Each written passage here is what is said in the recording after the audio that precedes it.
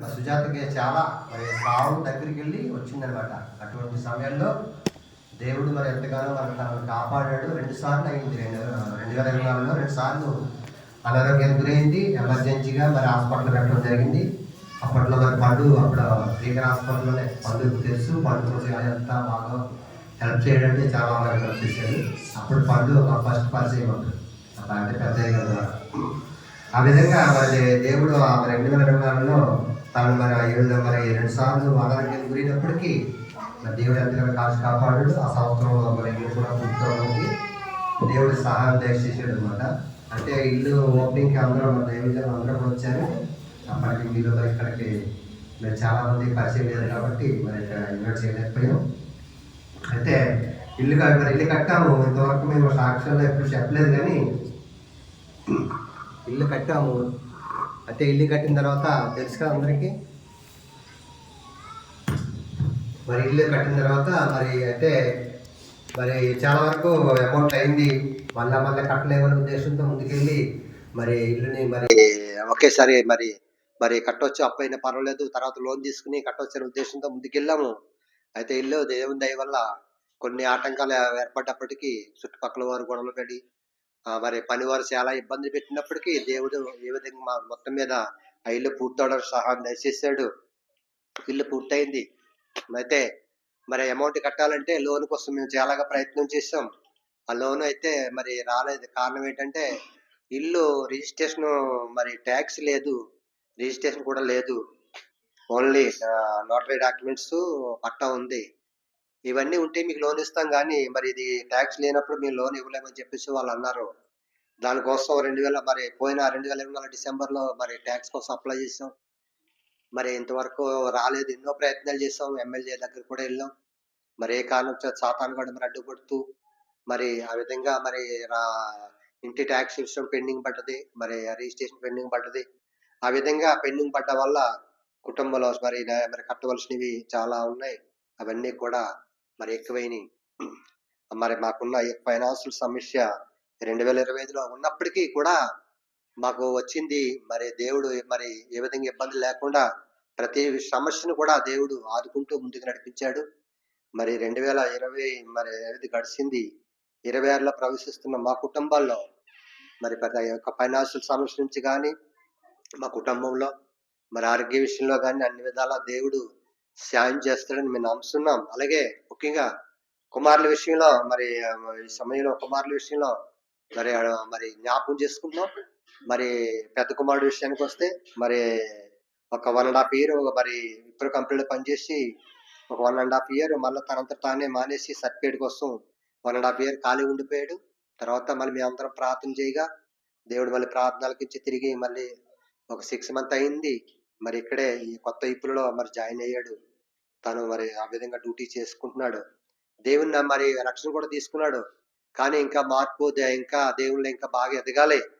మరి వేరే చోటకి వెళ్తున్నాడు ఫ్రెండ్స్ ద్వారా. మరి సంఘానికి రావాలని మేము ఆశపడుతున్నాం.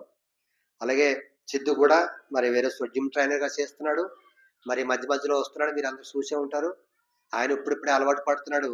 దేవునిలో బాగా ఇంకా నమ్మకంగా వచ్చి ఇక్కడ స్థిరపడాలని మా కుటుంబం అంతా కలిసి ప్రార్థించడానికి మరి మందిరంలో ప్రార్థించడానికి దేవుడు మరి ఆ విధంగా ద్వారాలు తెరవాలని నేను కోరుకుంటున్నాను.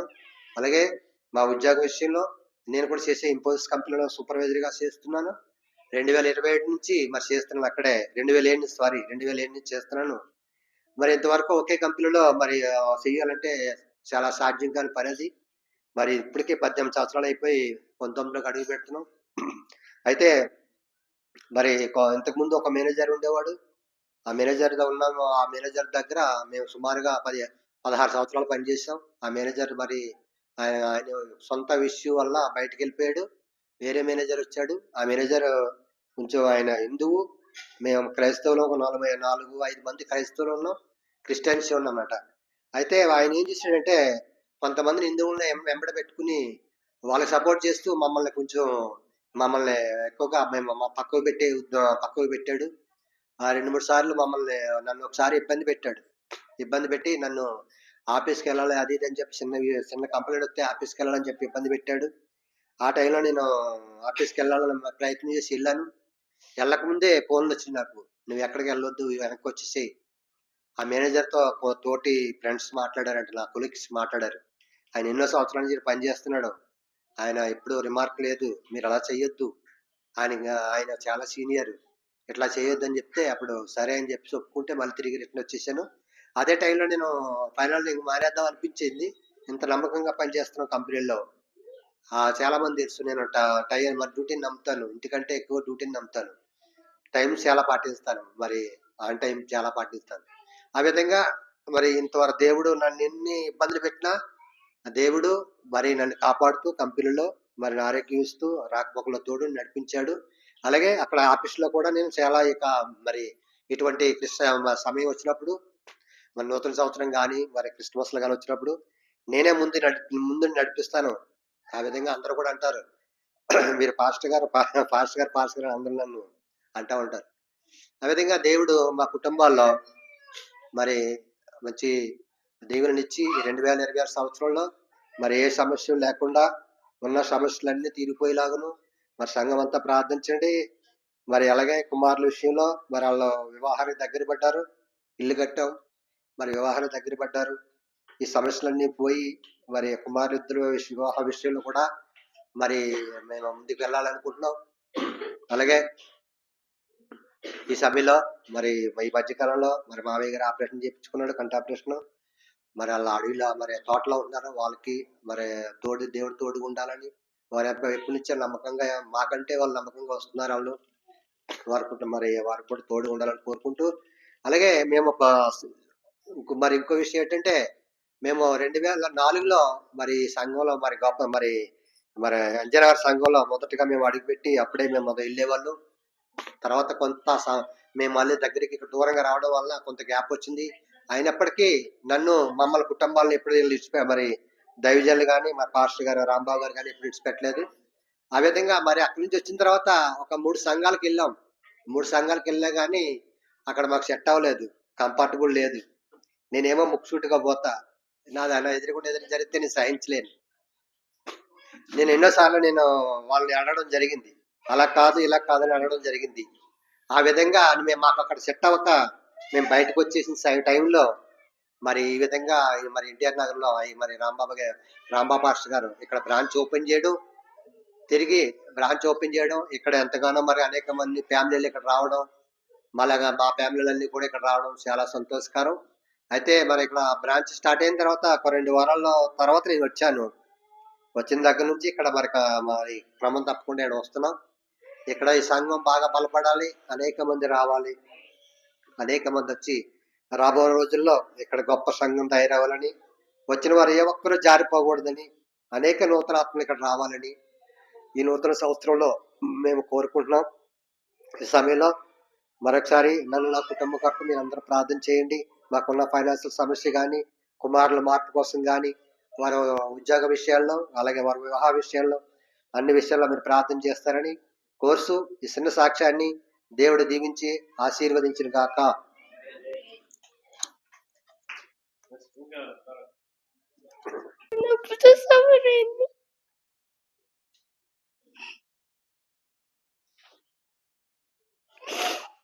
చాలా వరకు సఫర్ అయింది. ప్రార్థన చేసాము, హాస్పిటల్స్ కి కూడా తిప్పాము. ఎలాంటి రెస్పాన్స్ లేదు. ఇప్పటికీ కూడా వస్తుంది, ఇవాళ కూడా వస్తుంది. మీరందరూ ప్రార్థన చేయండి. ఇంకోటి ఏంటంటే నేను ప్రార్థన చేసుకున్నాను, మాకు కూడా ఒక చర్చ్ ఉండలేసయ్యా అని. ఆ చర్చ్ కూడా ఇప్పుడు దేవుడు ఇచ్చాడు. సండే స్కూల్లో స్టార్ట్ అవ్వాలి. చాలా గొప్పగా జరగాలనుకున్నాను నేను. చాలా గొప్పగా జరిగించారు దేవుడు. అసలు మీరందరూ ఇంకా ప్రార్థన చేయండి, మా అక్కకి కడుపు నొప్పి తగ్గాలి, మేము ఇంకా ఆశీర్వదించాలి అని. అసలు ప్రార్థన చేస్తూనే ఉన్నాం. 3 years అసలు మిడ్ నైట్స్ కూడా ఏడ్చి ప్రార్థన చేసినా కానీ తగ్గట్లేదు. దేవుడు కానీ మాకు ఎన్నో మేలులు చేశాడు. ఇది కూడా తగ్గాలని మీరందరూ ప్రార్థన చేయండి. ఈ చర్చ్ కూడా ఇచ్చినందుకు మీరందరూ ప్రార్థన చేసినందుకు థ్యాంక్స్. ఈ చిన్న సాక్ష్యం దేవుడు దీవించుగాక.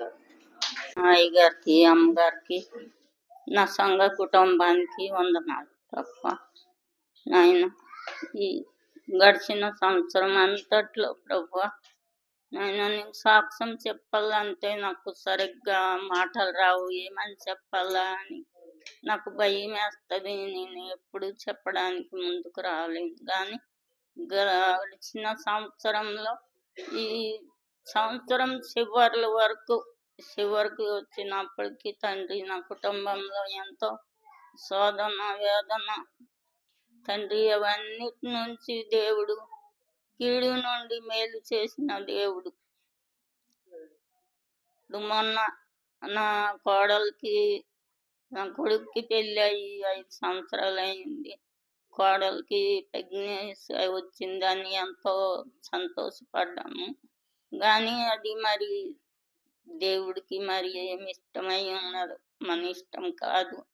అనుకోకుండా అలాగా అయిపోవడము మాకైతే ఎంతో భయం వేసింది. క్యానింగ్లోన వీళ్ళు కానీ చెప్పగానే ప్రమాదము, తొందరగా ఆపరేషన్ చేయించాలా లేకపోతే తల్లికి ప్రమాదము అని చెప్పినప్పుడు మేమైతే ఎంతో భయపడి ఎమ్మటే హాస్పిటల్కి మరి రవికి పవన్ చిన్నప్పుడు నుండి పవన్ మళ్ళా బూస్లీ రాజేష్ వీళ్ళందరూ నా కొడుకు 5 సంవత్సరాలు అయి ఉన్నప్పుడు మేము వచ్చినాము. అంజయనగర్ చేర్చి చిన్న గుడిసెలో ఉండేది. మేమందరము ఎన్ని సంవత్సరాలు వాళ్ళు చదువుకుని జన్మలన్నీ ఒక్క ఊర్లో ఎంత ఇబ్బంది అయినా ఇరుకైన కష్టమైన వాళ్ళ చదువుల కోసం ఒక్క ఊరిలో ఉండేవాళ్ళము. ఒక్క దగ్గరే ఉన్నాము, రెంట్లు కట్టుకొని కష్టపడి. అటువంటిది మాకు ఇక్కడ డబుల్ బెడ్రూమ్ ఇల్లు ఇచ్చినారు. మేము సంవత్సరం అయింది ఇక్కడికి వెళ్ళిపోయి వచ్చినాము. నా సంఘ కుటుంబాలు ఎవ్వరు లేరు అక్కడ. మేము ఒక్కింటోళ్ళు ఉండడం నాకైతే ఎంతో బాధ అనిపించింది. ఈ సంవత్సరం అంతా అక్కడ ఉంటే కొంచెం ఏదైనా సంఘ కుటుంబం అయ్యగారు అమ్మగారు అందరూ వచ్చి నాకు ఓదార్చేవాళ్ళు. నా తోడ పుట్టిన వాళ్ళు ఉన్నారు కానీ నాకు ఎవరు కష్టాలు వచ్చినప్పుడు నాకు ఎవరు పలకరించరు.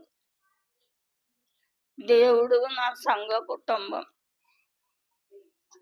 నాకు ఒక కుమార్తె. మీరు కొత్త వాళ్ళకైతే తెలియదు. నా కుమార్తెకి అక్కడ ఉన్న అందరికి మా అత్తమ్మ గారికి కళ్యాణి అందరికి తెలుసు, రాంబాబాయ్ గారికి తెలుసు. ఆ కుమార్తె చనిపోయింది. నేను ఎంతో ఏదంలో ఉన్నప్పుడు నా సంఘ కుటుంబం వచ్చి నాకు ఓదార్చినారు. అమ్మగారు అయ్యగారు నీ కుమారుడికి చూడు, కుమార్తె ఎప్పుడైనా మనం కలుసుకుంటాం కానీ కుమారుడు చిన్నోడు, ఆయన ముఖం చూడు అని అమ్మగారు అయ్యగారు వచ్చి ఎన్ని దినముల వరకు వచ్చి నాకు ఓదార్చేవాళ్ళు.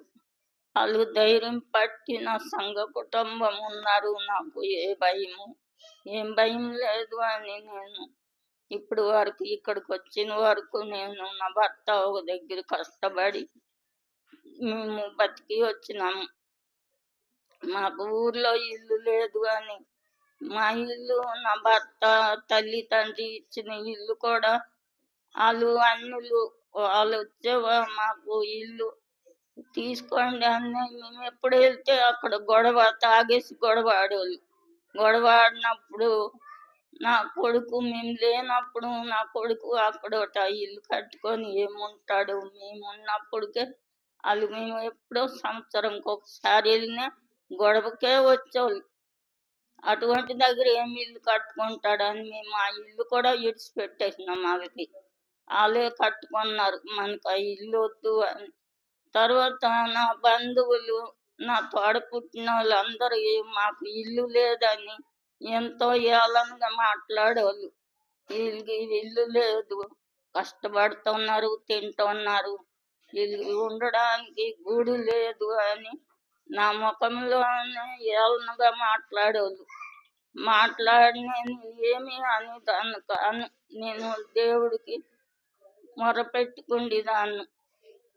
మేము అనుకోకుండా మాకు కట్టిన ఇల్లు ఊర్లోన మాకు వద్దు, మా దగ్గర డబ్బులు లేవు అని కొనుక్కోవడానికి దేవుడు కృప చూపించినారు.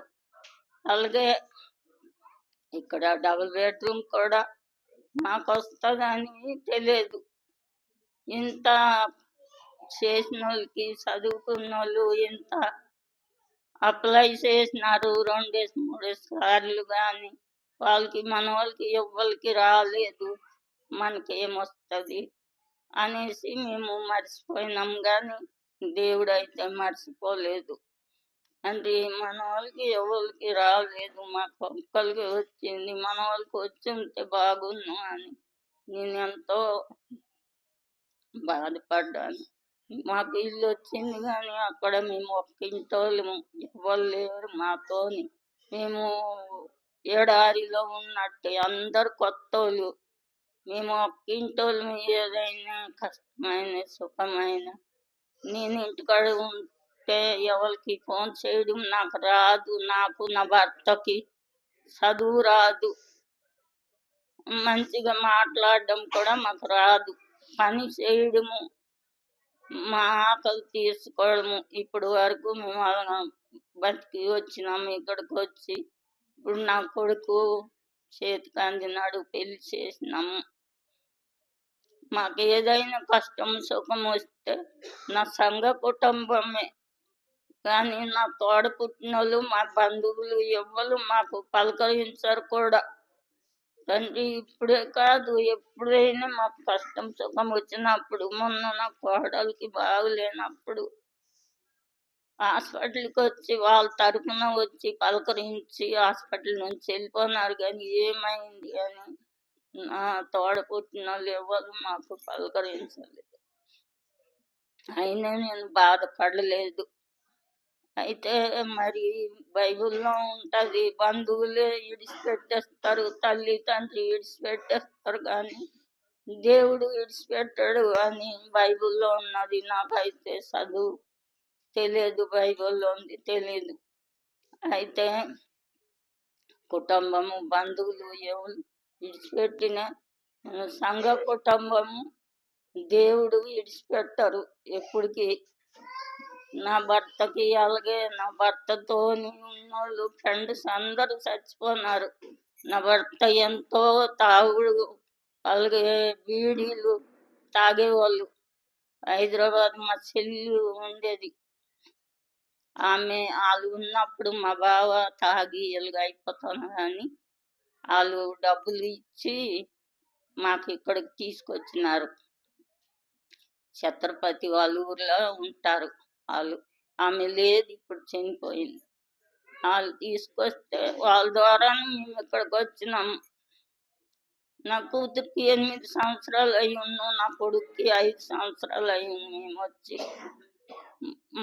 నా భర్త కూడా ఎంతో తాగి ఇబ్బంది పెట్టేవాళ్ళు.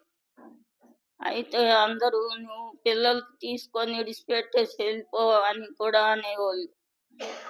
అన్నీ కూడా నేను ఎవరికి చెప్పేదాన్ని కాను. ఎంత ఇబ్బంది పెట్టినా ఎవరి ఇంటికి వెళ్ళేదాన్ని కాను. నేను అప్పటికి మేము దేవుడికి తెలుసుకోలేదు, కానీ నేనైతే ఒకరికి చెప్పేదాన్ని కాదు. అలాగే దేవుడికి ధ్యానం చేసుకొని ఉండేదాన్ని. అలాగే ఉన్నప్పుడు ఇక్కడికి మా చెల్లి ద్వారా వచ్చినాము, దేవుడికి తెలుసుకున్నాము. అప్పుడు పెద్దయ్య గారికి తెలుసుకొని పెద్దయ్య గారు వచ్చి అంజనగర్లో అప్పుడు చిన్న గుడిసెలాగా ఉండేది, అక్కడికి వెళ్ళి అప్పటి నుంచి ఇంకా దేవుడిలోనికి వచ్చి నా భర్త అన్ని విడిచిపెట్టేసినారు. అన్ని విడిచిపెట్టేసి నా దేవుడి అని ఇప్పుడు ఎవరైనా తాగిన వాళ్ళతో మాట్లాడరు, వాళ్ళు తాగి ఉన్నారు అని. అటువంటి వాళ్ళతో మాట్లాడరు, దగ్గరికి వెళ్ళరు. నా భర్తకి ఒక కంపెనీలో పని ఇచ్చినారు. ఇప్పుడు వరకు ఇక్కడ ఇంత దూరం మేము వచ్చినాము, ఇంకా రాలేరు అని. మీరు పని చేయకపోయినా సరే, నువ్వేం పని చెయ్యొద్దు, మాతోని అక్కడ నువ్వు ఉంటే చాలు. మాకు నమ్మకంగా అప్పుడు అక్కడ 2, 3 కంపెనీలు ఉన్నాయి. ఒక కంపెనీ నుండి ఒక కంపెనీకి ఆయన చేత డబ్బు ఇచ్చి 4, 5 లక్షలు ఆయన చేత ఇచ్చి అక్కడికి తీసుకెళ్ళి ఇక్కడికి తీసుకెళ్ళి అని ఆయన చేత పంపించాలి. అంత నమ్మకంగా ఉండడము. ఇప్పుడు నేను రాలేను అని కూడా మీరు ఇక్కడ ఉండాలా, ఏం పని చేయకపోయినా ఇక్కడ ఉండాలా, ఏం పని చెయ్యొద్దు కానీ అనేసి, ఎంత టైం అయినా రావచ్చు నువ్వు రా అనేసి అంటున్నారు. ఆయన ఇష్టం. ఎప్పుడు ఉండిపోయినా, ఎప్పుడు వెళ్ళినా, ఎంత టైంకి వెళ్ళినా మన ఇంట్లో నా డ్యూటీ లెక్క దేవుడు అటువంటి మంచి డ్యూటీ కూడా నా భర్తకి ఇచ్చినారు. నా భర్తకి చిన్న పిల్లలు హృదయం చూపుకైతే ఇన్న ఎంత గర్వం, లేకపోతే ఇది అని అన్నట్టు ఉంటారు కానీ చిన్న పిల్లలు మనసు నా భర్తకి ఏం తెలియదు. పని చేయడము, ఆకలి తీర్చుకోవడము అంతే, ఇంకా వేరేది ఏమీ తెలియదు.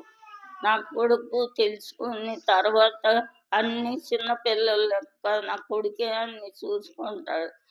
నాకైనా వాళ్ళ నాన్నకైనా కనీసం మాకు ఏమీ తెలియదు. పని చేయడం ఒకటే మాకు తెలుసు. చదువు తెలియదు. చదువు లేకపోతే ఇక్కడ సిటీలోన ఒక్కళ్ళము అటు ఇంకా అసలు వెళ్ళలేము. అటువంటి పరిస్థితి మాది. మా కొడుకు ద్వారాన మేము ఎక్కడికైనా వెళ్ళడం, లేకపోతే చదువు ఉంటేనే ఈ రోజుల్లోన. మాకైతే చదువు తెలియదు. అటువంటప్పుడు నా కుటుంబానికి, నా సంఘ కుటుంబం, అయ్యగారు, అమ్మగారు గడిచిన సంవత్సరం అంతా ఎన్ని శోధన, ఎంత ఇబ్బంది, ఏదొచ్చినా నా జీవితంలో ఇల్లు లేదు అనేసి ఎంతో నా బంధువులే నాకు ఏలం చేసినప్పటికైనా దేవుడు, నేనెంతో దేవుడి సన్నిధిలో మొరపెట్టిదాన్ని. దేవుడు నాకు 2 ఇల్లు ఇచ్చినాడు. ఊర్లో అనుకోకంట ఇల్లు. ఇక్కడ కూడా దేవుడు దీవించి మీ అందరి ప్రార్థన వల్ల దేవుడు ఇక్కడ కూడా నాకు డబుల్ బెడ్రూమ్ దేవుడు ఇచ్చినారు. అలాగే నాకు ఒక కొడుకు. ఆ కొడుకుకి సంతానం కోసమని మీరు అందరూ ప్రార్థన చేయండి. సంతానం దేవుడు ఇచ్చినాడు. మరి ఎందుకో దేవుడికి ఇష్టం లేదు. దేవుడికి ఇష్టం లేనిది మన తలేంటికి ఒకటి నల్ల కాదు, ఒకటి తెల్ల కాదు. దేవుడు చిత్తం లేనిది ఒక ఇంటికి కూడా తల్లోంది కింద రాలి పడదు అని అయ్యగారు వాక్యంలో చెప్తారు. అదే విధంగా దేవుడికి మరి ఇష్టం లేదు. అయిపోయింది. మళ్ళా ఆయనకి అక్క, చెల్లి, అన్నదమ్ముడు అన్నీ ఆయన ఒక్కడే దేవుడే. కాబట్టి ఆయన కోసం ప్రార్థన చేయండి. ఆయన చేతి పనులు రాకపోకల్లో ఇక్కడ నుండి హైటెక్ సిటీ వెళ్తారు, జూప్లీస్ వరకు వెళ్తారు. అనుదినము వాళ్ళ రాకపోకల్లో మీరందరూ ప్రార్థన చేయండి. అలాగే నా కుటుంబంలో సంతానం కోసం అందరూ అయ్యగారు, అమ్మగారు అనుదినము విజ్ఞాపన ప్రార్థనలో జ్ఞాపకం చేయండి, ప్రార్థన చేయండి. నేను ఒక్కదాన్ని ఇంటికాడే ఉంటాను. నాకు ఆలోచనగా ఉంటుంది. అక్కడైతే ఒక్కదాన్ని ఉంటే మా అత్తమ్మ కళ్యాణి వచ్చి ఎందుకు కలుగుంటావు, నీకేమి ఆలోచన, నీకేమి విచారం అని బడి పిలిచోళ్ళు. ఇక్కడైతే మరి ఎవరు తెలియదు. ఇంకా కొత్త వాళ్ళు ఎవరి ఇంట్లో వాళ్ళే ఉంటారు. మేము అడవిలో ఎడారిలో ఉన్న దేవుడు మనతో ఉంటే మనకి ఏ భయము ఉండదు.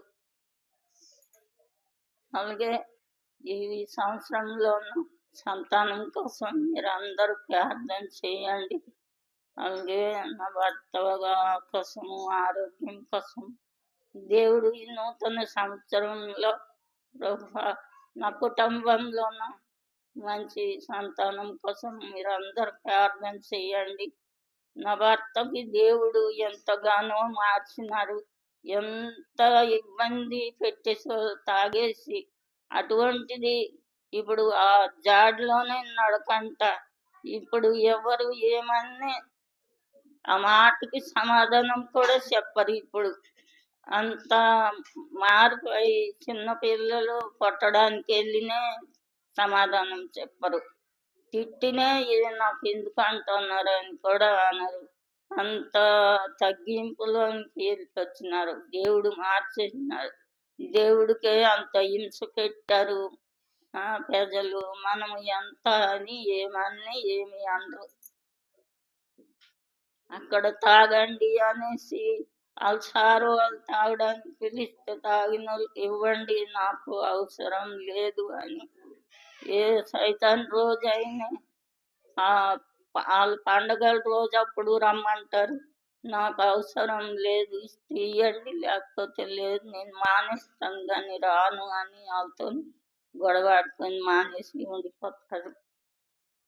దేవుడు నా కుటుంబానికి ఇప్పుడు వరకు నాకు వీలుగా నడిపించినారు. మేము హైదరాబాద్ వచ్చి నా కొడుకు కోసం సంతానం కోసం మీరందరూ అమ్మగారు అయ్యగారు అందరూ ప్రార్థన చేయమని చిన్న సాక్ష్యం దేవుడు దీవించింది. ముందుగా ఈ సమయం ఇచ్చిన అయ్యగారికి నా వందనాలు. నా సాక్ష్యం ఏంటంటే, దేవుడు 2025లో మా లైఫ్లో 2 మిరాకిల్స్ చేశాడు. ఒకటి మా ఎడ్యుకేషన్, ఇంకా స్కూల్. మేము చదువుకున్న స్కూల్లో ఎడ్యుకేషన్ సరిగ్గా లేదు. ఒకటైతే తర్వాత ఫ్రెండ్స్తో చాలా ఇష్యూస్. వాళ్ళు నా దగ్గర నుంచి ఏదో ఒకటి ఆశించేవారు. నన్ను చాలా ఇబ్బంది పెట్టేవారు. అప్పుడు నేను ఒకరోజు మమ్మీకి షేర్ చేసుకున్నప్పుడు మమ్మీ చెప్పింది, నువ్వు వాళ్ళని క్షమించి ప్రే చేసుకో, దేవుడు ఎలాంటి మిరాకిల్ అయినా చేయొచ్చు అని చెప్పింది. అప్పుడు నేను అలానే ప్రే చేసుకున్నాను. ప్రే చేసుకున్న తర్వాత ప్రే చేసుకున్న 2 మంత్స్కే మేము సమ్మర్ హాలిడేస్ వచ్చినప్పుడు మేము వేరే స్కూల్కి జాయిన్ అవుదామని వేరే స్కూల్కి జాయిన్ అయ్యాము. తర్వాత సెకండ్ వన్ ఏంటంటే, మా డాడీకి చర్చ్కి రావడానికి టైం సరిపోయేది కాదు. లీవ్ ఇచ్చేవారు కాదు. కనీసం హాఫ్ డే కూడా ఉండేది కాదు మా డాడీకి. నేను మా తమ్ముడు ఎన్నోసార్లు అడిగాము. ఎవ్రీ సండే అడుగుతూనే ఉండేవాళ్ళం, డాడీ చర్చ్కి రా, డాడీ చర్చ్కి రా అంటే, నేను వస్తాను కానీ నా దగ్గర టైం లేదు, నేను రాలేదు అని చెప్పేవారు. అయితే ఇలా హింస పెడుతున్నప్పుడు మేము మా డాడీని, మా మమ్మీ చెప్పారు, అలా చేయకూడదు, మీరు ప్రే చెయ్యండి, దేవుడు మంచి మిరాకిల్ చేస్తాడు, దేవుడు ఏమైనా చేస్తారు అని చెప్పినప్పుడు మేము ఇంకా డాడీని అడగలేదు, ప్రే చేసాం. డాడీని అడగకుండా చాలా ప్రేయర్స్ చేసాం. అలా 1 మంత్ చేసాం అంతే. వితిన్ నెక్స్ట్ మంత్లో మేము ఇక్కడికి వచ్చాం. దేవుడి సన్నిధే మాకు తోడుగా వచ్చింది. ఇలా మా లైఫ్లో చాలా మిరాకిల్స్ దేవుడు చేశాడు. ఇచ్చిన సాక్ష్యం దేవుడు దీవించును.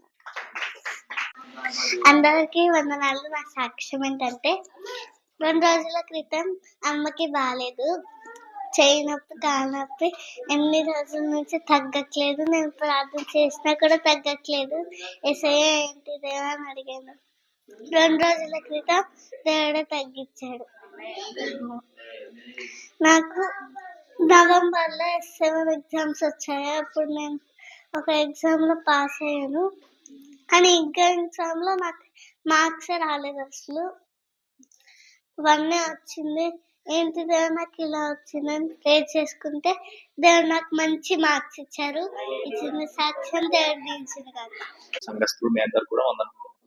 నా సాక్ష్యము చాలా ఉన్నాయి గడిచిన సంవత్సరంలో, కానీ అందులో అంటే అతి ముఖ్యమైనది చెప్తాను.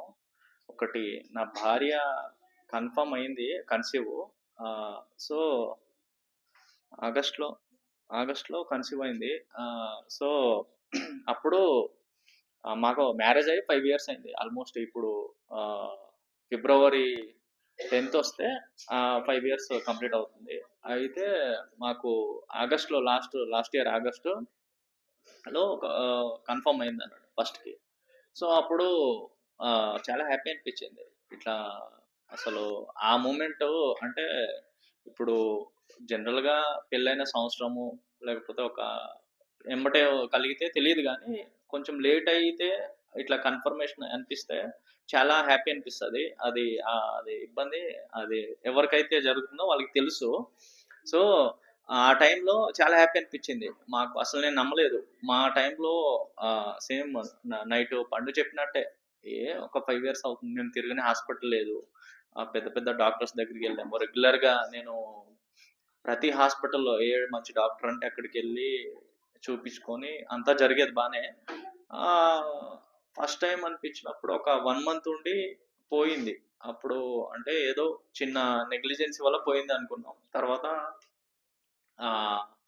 ఏమైందంటే లాస్ట్ మంత్ అంటే పోయిన గడిచిన నెల December 3కి టిఫా స్కాన్ కోసం మాకు రమ్మని చెప్పారు. మేము వెళ్దామని చెప్పి వెళ్ళాము. ఫస్ట్కి రమ్మన్నారు జనరల్గా, కానీ ఫస్ట్కి వెళ్ళకుండా ఫస్ట్ మండే పడింది. సెకండ్కి వెళ్దామని చెప్పి సెకండ్కి వెళ్ళాము. సెకండ్కి వెళ్ళేసరికల్లా అంతకుముందు 1 week బిఫోర్ వెళ్ళాము మేము. చిన్న తను ఏమైందంటే బెడ్ పైన ఉమ్మునీరు అనేది పోయింది. సండే పూట ఎర్లీ మార్నింగ్ లెగ్గానే ఇట్లా బెడ్ పైన ఉమ్మునీరు పోయింది బావా అని చెప్తే అవునా అని చెప్పి ఎంబటెంబటే హాస్పిటల్కి వెళ్ళాము. హాస్పిటల్కి వెళ్ళేసరికల్లా వాళ్ళు చెక్ చేశారు. జనరల్గా ఉన్న డాక్టర్స్ ఎవరు లేరు, అంటే పెద్ద డాక్టర్ అక్కడ ఉన్న డాక్టర్స్ ఏవో మెటర్నిటీ వాళ్ళకి సంబంధించిన వాళ్ళు, చిన్న డాక్టర్స్ అన్నట్టు నర్స్ లాగా కొంచెం అలాంటి వాళ్ళు. అయితే ఆమె చెక్ చేసింది, స్కాన్ చేసి ఈ అబ్డామినల్ స్కాన్ చేసి బేబీ బాగానే ఉంది, మీకు జస్ట్ యూరిన్ లాగా వచ్చింది అంతే బెడ్ పైన, అది ఉమ్మునీరు ఏం కాదు, మీరు ఏం భయపడకండి అని చెప్పి మాకు పంపించేశారు. మేము వాటి నుంచి రిటర్న్లో చాలా హ్యాపీగా వచ్చేసాం. ఇంకా ఏం కాదులే మామూలుగానే అనిపించింది అని చెప్పి. ఇది ఫస్ట్ టైం ఎక్స్పీరియన్స్ మాకు. ఇంతకు ముందు ఇప్పుడు మాకు ఇట్లా జరగలేదు, తెలియదు కూడా నాకు. బెడ్ పైననే. ఇప్పుడు ఉమ్ము నీరుకి యూరిన్కి డిఫరెన్స్ ఏంటంటే యూరిన్ మనం కంట్రోల్ చేసుకోగలమంట. నాకు తర్వాత తెలిసింది అంత. యూరిన్ కంట్రోల్ చేసుకోగలము, ఉమ్ము నీరు అనేది కంట్రోల్ చేయలేము మనం. సో డాక్టర్కి చెప్పగానే ఏం పర్లేదండి, నేను ఇప్పుడే స్కాన్ చేశాను, అంత నార్మలే ఉంది, మీరు వెళ్ళిపోవచ్చు అని చెప్పింది.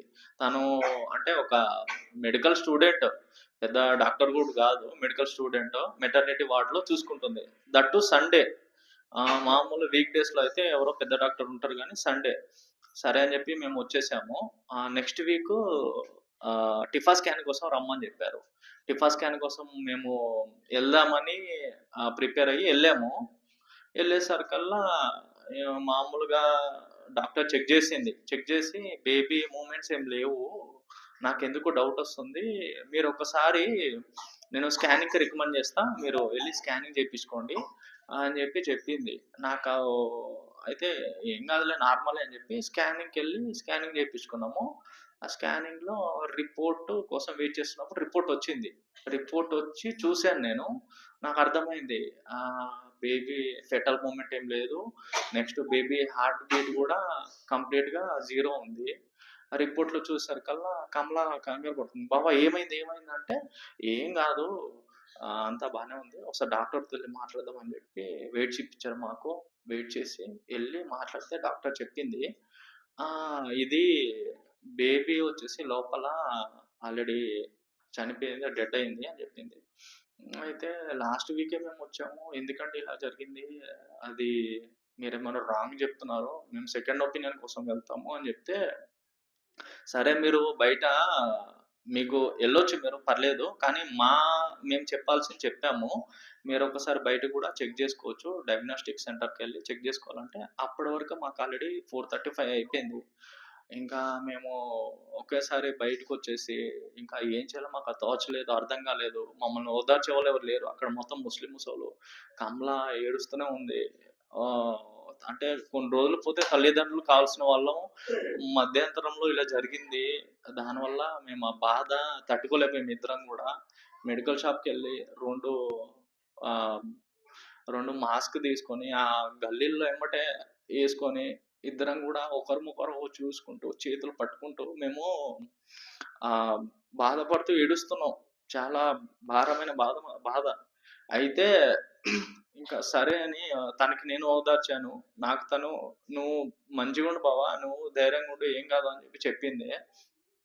అప్పుడు ఇంకా అలాగొచ్చి ఆ హాస్పిటల్ ముందే కింద కూర్చొని ఉన్నాం. ముస్లిమోళ్ళు చూస్తున్నారు గానీ, వాళ్ళు మనల్ని ఏం అడగరు. మన తెలుగోళ్ళైతే కనీసం ఏమైంది? ఏంటండి? అని చెప్పి అడుగుతారు గానీ, వాళ్ళున్నారు గానీ, సరే అయితే అలాగయింది. కాసేపటికే మళ్ళీ ప్రార్థన చేపిద్దాము విజ్ఞాపన టీమ్‌తోని అని చెప్పి కమల చెప్పింది. నేను వద్దులే ఎవరికీ చెప్పొద్దు. ఎందుకంటే రిపోర్ట్స్ అన్నీ కూడా మనకి అనుకూలంగా లేవు. బేబీ డెత్ అయిపోయిందని చెప్తున్నారు గదా! అని చెప్తే, లేదు ప్రార్థన టీమ్ ఉంది. ప్రార్థన చేపిద్దాము. ఏమైనా జరగొచ్చు. దేవుడు ఏమైనా చేయొచ్చు. చనిపోయినోళ్ళనే దేవుడు లేపాడు గదా! సో, ఇది దేవుడికి పెద్ద అసాధ్యమైన పనేం గాదు గదా! అని జెప్పి ప్రార్థన విజ్ఞాపనలో ఉన్న టీము, నెక్స్ట్ మార్తాంటి గారు, రాంభవన్ గారు అందరూ గూడా మాట్లాడడం జరిగింది. వాళ్ళు ప్రార్థన జేశారు. రాంభవన్ కూడా చాలా ధైర్యం జెప్పారు. అది దేవుడు ఏం జేసినా అది మంచికే అనుకోవాలి. కాకపోతే దేవుడు కార్యం చేస్తాడు. ఏం జేసినా అది మన మంచికే అని జెప్పి అనుకోవాలి అని జెప్పి అన్నారు. మాకు ఆ టైంలో మాకు తెలిసిన వాళ్ళు ఎవరు లేరు ఆ సందర్భంలో. అయితే మాకు ఆ మాటలు చాలా ఓదార్పునిచ్చాయి. నిజంగా దేవుడు ఆహ్, అంత పెద్ద ఇది చేశాడు. అయితే నెక్స్ట్ డే ఏమైందంటే బేబీ ఆల్రెడీ డెత్ అయిపోయి 3 డేస్ అయింది. నెక్స్ట్ డే మేము ఇక్కడ దగ్గరలో ఇంటికొచ్చేసాం మేము. మార్తాంటి చెప్పారు, "ఇక్కడ హాస్పిటల్‌కి రండి. డాక్టర్ మంచిగా ఏమైనా ఆమె ఉంటారు" అని చెప్పి అన్నారు. అయితే మేము "ఆంటీ వద్దులేండి" అని చెప్పాము. ఆమె కూడా అప్పుడు అందుబాటులో లేరని చెప్పారు. అయితే మేమింకా ఇంటికొచ్చేసాము. ప్రార్థన చేసాము. ప్రార్థన చేసుకొని, "ప్రభువా నీ చిత్తమే ఏదైతే అది నువ్వైతే కార్యం చేస్తావు అని చెప్పి నమ్ముచున్నాము" అని చెప్పి మేము ప్రార్థన చేసి ఇక మార్నింగ్ లెగిసి సెంటర్‌కెళ్ళి తనకి చెకప్ చేసి, అక్కడ చెకప్‌లో కూడా బేబీ డెత్ ఆల్రెడీ 3, 4 డేస్ అయితుంది అని చెప్పారు. ఇక ఎమ్మటెమ్మటే లేట్ చేయొద్దని చెప్పి తనకి ఇక్కడ శ్రీకర్ హాస్పిటల్‌లో పండుకి రిపోర్ట్స్ పంపించి డాక్టర్‌కి మాట్లాడమని చెప్పి, డాక్టర్ కూడా సరే తీసుకొని రండి ఎమ్మటే మనము అది మొత్తం క్లియర్ చేసేద్దాం అని చెప్పి జరిగింది. అట్లా ఎమ్మటే అడ్మిట్ చేసి 2 డేస్ ఉంచాము. మొత్తం క్లియర్‌గా మొత్తం పోయింది. అయితే ఇక్కడ నా సాక్ష్యం ఏంటంటే, ఈ బిడ్డ పోయింది కదా! మరి ఇదేంటి సాక్ష్యం అనుకోవచ్చు కానీ అది కాదు నా సాక్ష్యం. ఏంటంటే ఆల్రెడీ 3, 4 డేస్ అయింది. లోపల బేబీ ఆ ఫ్లష్ ఇది మొత్తం బయటికి రావాలంటే చాలా కష్టం. 3, 4 డేస్ అయింది. నెక్స్ట్ కమలాకి కూడా ఎటువంటి ఏం ప్రాబ్లమ్ లేదు. ఒక చిన్న బ్లీడింగ్ గానీ, లేకపోతే స్టమక్ పెయిన్ గానీ ఇట్లాంటివి ఏం లేకుండా ఈ 3, 4 డేస్ లోపలే తనకి మొత్తము క్లియర్ అయిపోయింది. దేవుడు చేసిన మహాకార్యం. ఏమైనా గాని జరుగుంటే ఆపోజిట్‌గా ఏమైనా జరుగుంటే గానీ ఇంకా చాలా ఇబ్బంది బాధపడేవాళ్ళము. కానీ అలాంటిది కార్యమేం జరగకుండా దేవుడు మా పట్ల ఉండి కార్యాన్ని చేశాడు. నెక్స్ట్ సంఘస్థులుగా మీరందరూ ప్రార్థన చేశారు. రాంబొమ్మనికి స్పెషల్‌గా నేను థాంక్స్ చెప్పుకోవాలి. అన్న చేసిన నా పట్ల చాలా ఇంట్రెస్ట్ చూపించి చేశాడు. సో అన్నకు కూడా థాంక్స్. నెక్స్ట్ ప్రార్థన చేసిన ప్రతి ఒక్కరికి థాంక్స్. ఇంకొకటి రానున్న రోజుల్లో ఈ న్యూ ఇయర్‌లో దేవుడు మా పట్ల గొప్ప కార్యం చేస్తాడని చెప్పి మేము బలంగా నమ్ముచున్నాము. కాబట్టి మీ ప్రార్థనలో మమ్మల్ని జ్ఞాపకం చేసుకోండి. మా కుటుంబం కోసము ఇంకా దేవుడిలో మంచిగా ఉండాలి అని చెప్పి. అదేవిధంగా నా జాబ్‌లో కూడా మొన్న శ్రీరామ్ లైఫ్ ఇన్సూరెన్స్ అని చెప్పి ఇక్కడ ఇంటర్వ్యూకి వెళ్ళాను. ఫస్ట్ రౌండ్ అయింది. సెకండ్ రౌండ్‌కి వాళ్ళేమో అంటే నేను వెళ్ళేది జూబ్లీ హిల్స్. ఇంతకుముందు సిద్దినార్‌లో ఉన్నప్పుడు మాకు జూబ్లీ హిల్స్ 15 కిలోమీటర్లు కాబట్టి ఒక 20 నిమిషాల్లో వెళ్ళిపోవచ్చు. సో ఇక్కడికి షిఫ్ట్ అయిపోయినాము. అది చాలా దూరం అవుతుంది నాకు. సో దానివల్ల ఇంకా దగ్గరలో ఫైనాన్షియల్ ఇక నానక్రమ్‌గూడలో చూసుకుందాం జాబ్ అని చెప్పి అనుకున్నా. సో ఇంటర్వ్యూకి వెళ్ళాను. ఇంటర్వ్యూకి వెళ్తే ఫస్ట్ రౌండ్ అయింది. సెకండ్ రౌండ్‌కి పిలుస్తాంలేండి అని చెప్పారు. సో చూద్దాం దేవుడు అదైనా చేయొచ్చు, లేకపోతే ఇంకా వేరే జాబ్ అయినా ఇస్తాడని చెప్పి నమ్ముచున్నాను. కాబట్టి మా జీవితాల్లో దేవుడు ఇంకా అద్భుతమైన కార్యాలు చేయాలి అని చెప్పి ప్రార్థన చేయండి. కొంచెం ఇదైంది. నైట్ చెప్దాం అనుకున్న సాక్ష్యం కానీ కొంచెం నైట్ చాలా మంది చెప్పారు. దానివల్ల సమయం సరిపోక ఇప్పుడు చెప్పుచున్నాను. కాబట్టి డాడీకి లీవ్ దొరికేది కాదు. మమ్మీ చెప్పింది ఆ రోజు, మనం ప్రే చేద్దాం, దానికి రిజల్ట్ దేవుడు మనకి ఇస్తాడు అని చెప్పింది. సరే అని చెప్పి మేము రోజు ప్రే చేసేవాళ్ళం అక్క నేను. దానికి నిర్గమకాండం 33:14లో నా సన్నిధి నీకు తోడుగా వచ్చును అని చెప్పి ఉంటుంది కదా, అది మా లైఫ్లో నిజంగానే జరిగింది. ఇప్పుడు మా డాడీ సాంగ్స్ పాడుతున్నాడు, వర్షిప్లో ఉంటున్నాడు, వాక్యం వింటున్నాడు. ఈ చిన్న సెక్షన్ దేవుడు వచ్చిన కాక. దేవునికి వందనాలు. కూడొచ్చిన మీ అందరికీ దైవదండ్రులకు వందనాలు చెల్లించుకుంటున్నాను. గతించిన సంవత్సరం అంతా దేవుడు నన్ను, నా కుటుంబాన్ని అంతనే దేవుడు తన కృపలో కాచి కాపాడి ఈ సజీవ లెక్కలో ఉంచినందుకు వందనాలు. ముఖ్యంగా మరి గత సంవత్సరంలో అనేకమైన పరిస్థితుల్లో మరి మేము ఉన్నప్పుడు దేవుడు మమ్మల్ని ఎంతగానో ఆదరించి బలపరిచాడు. అన్ని విషయాల్లో కూడా ముఖ్యంగా ఏంటంటే మందిరం విషయాల్లో మేము చాలా డిస్టర్బ్ అయ్యే వాళ్ళము. కానీ మందిరానికి వెళ్ళాలని నేనైతే ఏదైనప్పటికీ వెళ్ళిన చోటే ఉండాలని ఆశపడేదాన్ని. కానీ కొన్ని విషయాల వల్ల కొంచెం దూరం అవడం జరిగేది. కానీ ఏదేమైనప్పటికీ దేవుడు ఇంత గొప్ప కార్యం చేశాడు మా జీవితంలో.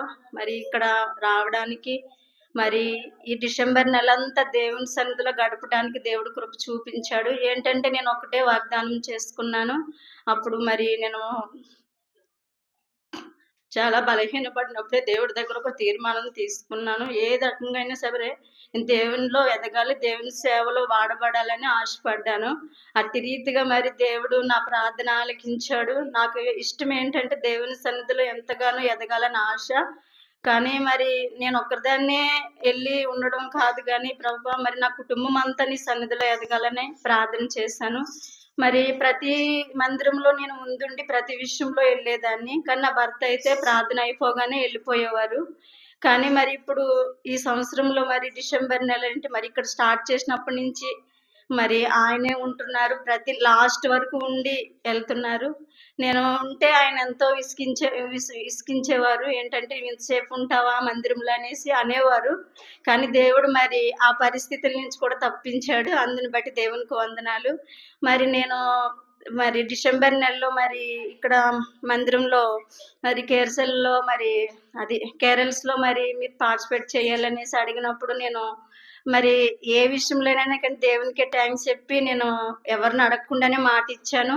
ఏ రాత్రి అయినప్పటికీ మరి దేవునిలో గడపడానికి అర్ధరాత్రి వచ్చినా కూడా నా భర్త కానీ నా కుటుంబ విషయంలో కానీ ఏ విధమైన డిస్టర్బెన్స్లు జరగలేదు.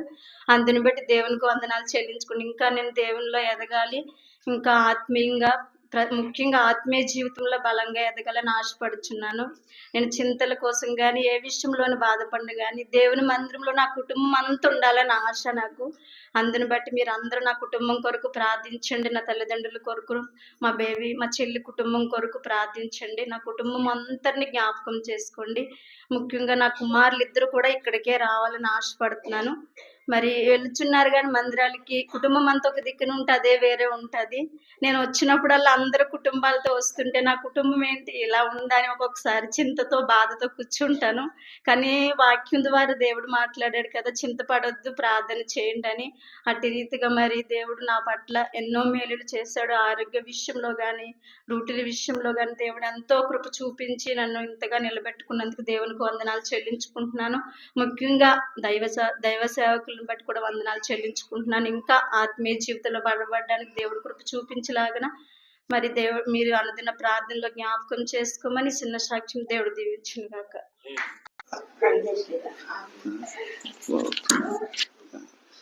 దేవుడు నామానికి వందనాలు. సమయమితిని దైవజనులకి, సంఘస్థులకి అందరికీ వందనములు చేస్తూ, నా సాక్ష్యం ఏదంటే నేను ఎంతో విగ్రహారస్తులను కుటుంబంలో నేను పుట్టాను. కాబట్టి నా పేరు మా తాత ఎప్పుడు రామాయణము, భారతము, వేదాంతము చదువుకున్నాడు. అందుకే నా పేరు హరికృష్ణ అని పెట్టాడు. అలాంటి కుటుంబంలో నేను పుట్టాను కాబట్టి ఎప్పుడు కూడా విగ్రహాలు చేసిన కుటుంబం కాబట్టి ఏదైనా వండినా కూడా మూల పెట్టాలి. అలాంటి కుటుంబంలో నేను పుట్టినందుకు నాకు దేవుడు మంచి ఏర్పరచుకున్నాడు. నాకు చదువు లేదు, జ్ఞానం లేదు, ఏమీ లేదు, కానీ దేవుడు నాకెంతో బలపరిచాడు. ఏ రోజు కూడా నేను చింతించలేదు. ఎందుకంటే చదువు లేదు, నాకు జ్ఞానం లేదు, బుద్ధి లేదు, కానీ ఏ రోజు నేను చింతించడం లేదు. ఎందుకు దైవజనులు చెప్పిన వాక్యము కూడా నాకు గుర్తించి ఒకటి గుర్తుండేది, ఒకటి గుర్తు లేకపోయేది. దాన్ని బట్టి యోగుజామున లేచి ప్రార్థన చేసేవాడిని. ఆ ప్రార్థన నా హృదయాల్లో ఎంతో బలముగా నాకు బలపరిచాడు దేవుడు. ఎందుకంటే నా భార్య చెప్పింది సాక్ష్యం మీరు అందరూ కూడా విన్నారు. అలాంటి విగ్రహారాధన చేసిన గృహము మట్టిలో కూడా ఉండకూడదు, అక్కడ గృహం కట్టకూడదు అనేసి ఆ ఆస్తిని కూడా నా తల్లి తండ్రిని సంపాదించిన ఆస్తి కూడా నాకు కట్టడానికి నాకు ఇష్టం లేదు. అంతకు తోడు మా అన్నయ్య కొడుకు ఎప్పుడూ మద్యపానకం తాగుతూ ఎప్పుడూ కూడా గొడవలే. అలాంటిది శాంతం, సమాధానం, నెమ్మది ఉండదు. అలాంటి గృహంలో నా కొడుకు కూడా గృహము అక్కడ కట్టకూడదు అనేసి మేము ఇష్టం లేదు, కట్టుకోవడానికి మేము ఇష్టపడలేదు. అలాంటి సమస్తములోన మాకు ఇల్లు లేదనేసి నా భార్య తాలుగోలే ఎంతో వీళ్ళకి ఇల్లు లేదు, ఏమీ లేదు అనేసి ఎంతో వాళ్ళు సిగ్గుతనముగా మాటలు ఆడేవారు. కానీ నాకు బాధ లేదు. ఎలాగ బాధ లేదంటే నా యేసయ్యకే ఈ భూమి సమస్తము నాకు ఇచ్చాడు. ఆయనకే ఈ భూమిలో కూడా కాలు మోపడానికి ఆయనకి అధికారం లేదు. ఆయన మధ్యలో భూమికి ఆకాశంకి మధ్యలో ఆయన ఏలాడు. ఆయనకి కన్నా నేను గొప్పవారిని కాదు, ఈ సమస్తం నాకు ఇచ్చాడు, ఎప్పుడైనా నాకు ఇస్తాడని ఆశ ఉంది. అలాంటిది మన రాంబాబు అయ్య గారు ఇస్రాయేల్ ప్రజలకి మాంసం ముక్కలు ఎలాగైతే కావాలనేసి ఎలాగో అయ్యగారు రాత్రి వాక్యం చెప్పారో అలాగా లాక్డౌన్ టైంలో అందరూ అన్నము లేక ఎంతో మంది లక్షల జనాలు కూడా చనిపోయినారు. అప్పుడు మన రాంబాబు అయ్య గారు, పెద్ద అయ్య గారు అందరూ మాకు ఫోన్ చేసేవారు. అప్పుడు మేము ఇంట్లోనే ఉండి అందరూ కూడా బియ్యము అన్ని పప్పులు గిప్పులు అంతా ఇస్తున్నారు, కానీ మేము అదేమి లేదు. అప్పుడు మా అబ్బాయి అమెరికా వాళ్ళ జాబు మా అబ్బాయి చేస్తుండేవాడు. ఇక్కడ మన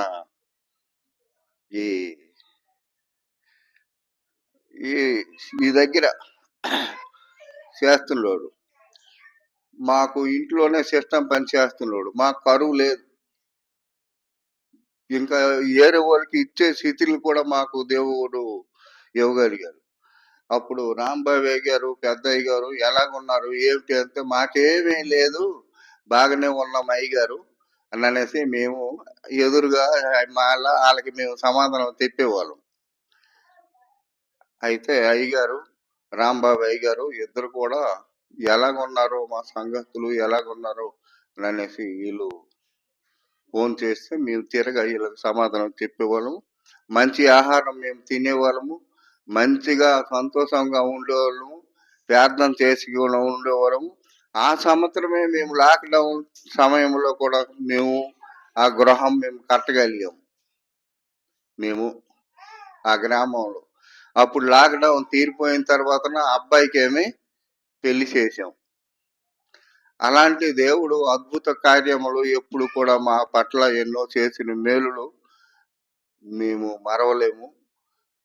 కాబట్టి ఈ 2005 సంవత్సరము కూడా మాకు ఎన్ని శోధనలు వచ్చినాయి. మా బంధువులు కూడా ఎంతో మాకు మంచి ప్రేమతో మాట్లాడలేదు. అలాంటి నా భార్య తాలూకు బంధువులే, నా బంధువులు అంటే ఇక్కడ లేరు. అయితే అలాంటి ప్రేమ లేకపోయినా కూడా వాళ్ళకి ప్రేమించడానికి నాకెంతో ఇష్టం. కాబట్టి నేను ఎంతో కూడా నాయన ఎప్పుడు కూడా నేను ఎప్పుడు కూడా అవమానం నేను పడలేదు. నాకు అవమానం దేవుడు సిగ్గుపరచలేదు. నాకు హైదరాబాద్లో కూడా ఈ డబుల్ బెడ్రూమ్ ఇచ్చాడు. ఆ నేను కూడా జాబ్ చేస్తున్నాను మన పును కంపెనీ కాడ. ఆ ఇలాగ నాకు దేవుడు నడిపించాడు. ఈ 2006 సంవత్సరం కూడా మేము కొత్త జీవితంతో మేము నడిపిస్తున్నాడు. ఈ 2006 సంవత్సరం కూడా ఎంతో మంది చూడలేక ఎంతో మంది చనిపోయినారు. ఆ ఇంకా కూడా 32 సంవత్సరములు మళ్ళా మేము చూస్తామని అనేసి ఆశ ఉంది.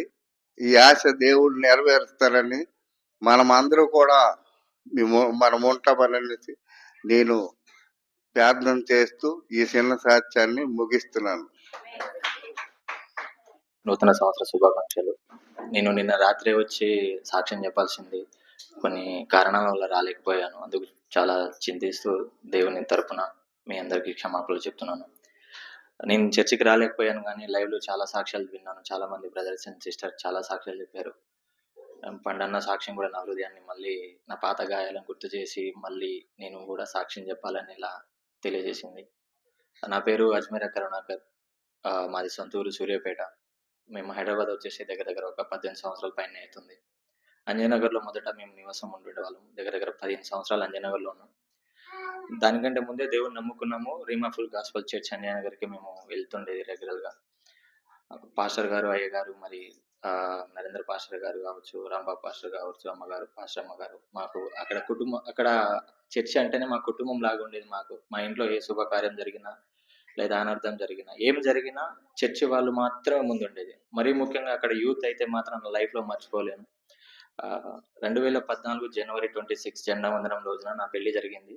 మా సొంత మేనత కూతురే అవుతుంది. 2014 26 జనవరి, ఈ జనవరిలో పెళ్లి అయినప్పుడు వాళ్ళ అమ్మ వాళ్ళకి ఇష్టం లేకుండే పెళ్లి చేసుకోవడం. సొంత రిలేటివ్సే, కానీ ఇష్టం లేకుండే. కొద్ది రోజులు అలాగే ఉన్నాం. దాని తర్వాత పాస్టర్ గారు పిలిచి కొంచెం మాట్లాడి ప్రేయర్ చేసి అన్ని సెట్ చేసిన తర్వాత అంజయనగర్లోనే నా పెళ్లి జరిగింది. పెళ్లి జరిగిన తర్వాత అంతా బాగానే ఉన్నాం, మంచిగానే ఉన్నాం. అక్కడ సొంత ఇల్లు ఉండేది, రెండు ఫ్లాట్లు ఉండేది, మంచిగానే ఉండేది. మా డాడీ గూగుల్లో చేసేది, నేను డ్రైవర్గా చేసేది, అంతా బాగానే ఉంటుండే. అలా నడుస్తున్న సమయంలో పోను ఏమైందంటే పెళ్ళైన ఒక వారానికి, మొదటి వారం నేను నా భార్య ఫిబ్రవరి 2వ తారీఖు ఆదివారం 2014 అదే సంవత్సరంలో మా తాతకి బాగాలేదని చెప్పేసి ఫోన్ వచ్చింది. అంటే చనిపోయాడనే వచ్చింది. అయితే ఊరికి వెళ్ళేసరికి ఖమ్మం హాస్పిటల్ నుంచి రిటర్న్ తీసుకొని వస్తుండగా కొన ఊపిరితో కొట్లాడుతున్నాడు. అందరు అలాగే చూస్తున్నారు. ప్రాణం ఉండగా అట్లా పెట్టుకొని ఇంటి దగ్గర పెట్టుకుంటే రేపు పెద్దవాళ్ళు ఊళ్ళో వాళ్ళు ఏమంటారంటే సూటిగా మనల్ని ప్రశ్నించిన వాళ్ళు ఆ పక్క మాటలతో, లేనిపోని మాటలతో మనం బాధ పెడతా ఉంటారని చెప్పేసి మాకు నేను కూడా అప్పుడప్పుడే విశ్వాసిగా చాలా తక్కువ ఉండేది. ఎక్కడ పాల్గొనేది కాదు, చర్చిలో కానీ యూత్లో కానీ ఎక్కడ కానీ. అయితే ఇప్పుడు ప్రేయర్ చేసి పాస్టర్ గారు, రాంబాబు పాస్టర్ గారు ఫోన్ చేసి చెప్పాను, ప్రేయర్ చేయమన్నారు. ప్రేయర్ చేస్తుండగా 3 రోజుల్లో మా తాతగారు అద్భుతంగా రికవరీ అయ్యి లేచారు. అసలు చనిపోయారని చెప్పేసి మమత హాస్పిటల్ అని చెప్పేసి ఖమ్మంలో ఉంటుంది. అక్కడ మళ్ళీ వారం తర్వాత తీసుకెళ్తే ఈ పేషెంట్ బాగానే ఉన్నాడు కదా, ఎందుకు తీసుకొచ్చారని చెప్పేసి వాళ్ళు అన్నారు.